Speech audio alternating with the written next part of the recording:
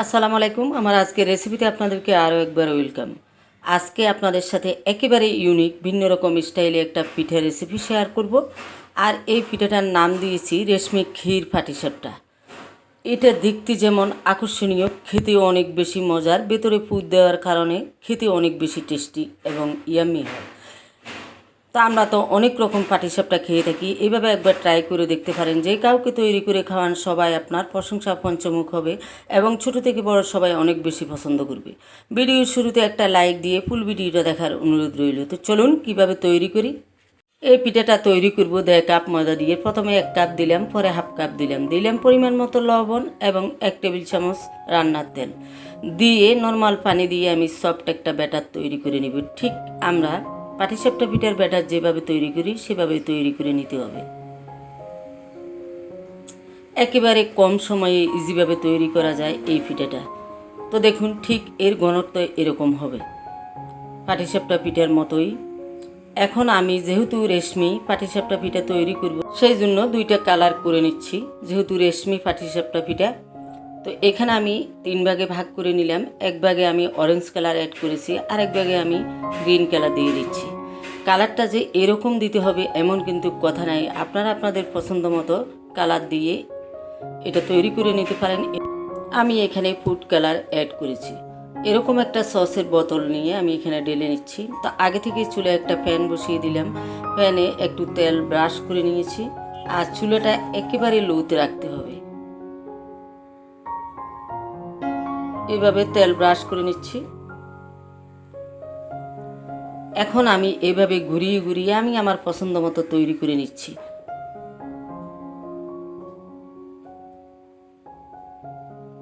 এখন দিয়ে দিচ্ছি আমি সবুজ কালারটা,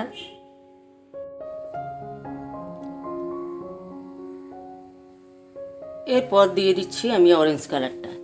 বিভিন্ন কালারের সমন্বয়ে তৈরি করার জন্য এবং এইভাবে চিকন চিকন রেশমি সুতার মতো হওয়ার কারণে আমি এর নাম দিয়েছি রেশমি ক্ষীর পাটিসাপটা।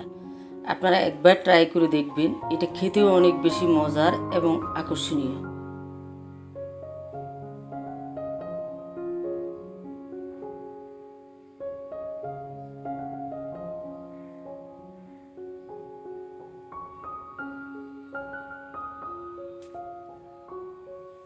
এখন আমি একটা ডাকনা দিয়ে ডেকে রাখবো 2-1 মিনিট পর। এখন আমি এখানে মাঝখানে ক্ষীরটা দিয়ে দিব।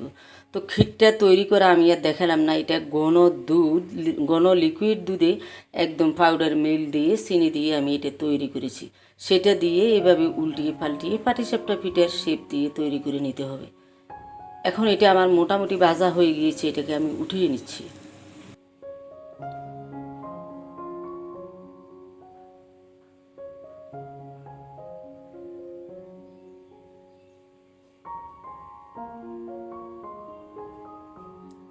আমি আরও একটা তৈরি করে দেখিয়ে দিচ্ছি।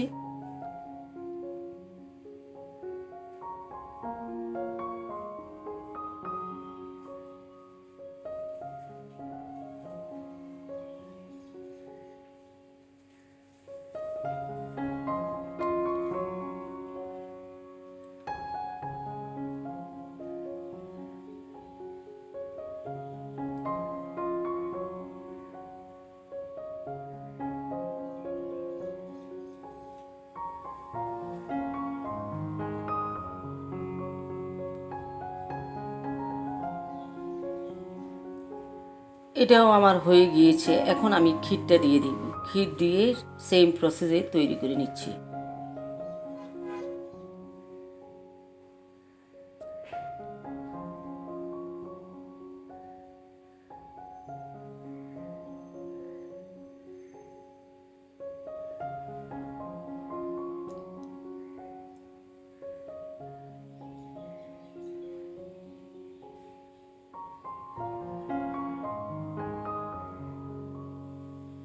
ভেতরে দুধের ক্ষীরের পুর দেওয়ার কারণে এটা খেতে এত বেশি টেস্টি হয়েছে। আপনারা যদি তৈরি করে সেম প্রসেসে খান তাহলে কিন্তু বুঝতে পারবেন। সবগুলো পিঠে আমার তৈরি করা হয়ে গিয়েছে, আমি পরিবেশন করে আপনাদেরকে দেখিয়ে দিচ্ছি।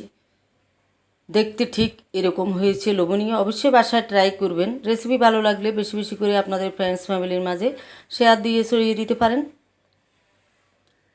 আগামী রেসিপি দেখার আমন্ত্রণ জানিয়ে আপনাদের কাছ থেকে আজকের মতো বিদায় নিয়ে নিচ্ছি। আপনারা সবাই অনেক বেশি ভালো থাকবেন, সুস্থ থাকবেন। আল্লাহ হাফেজ।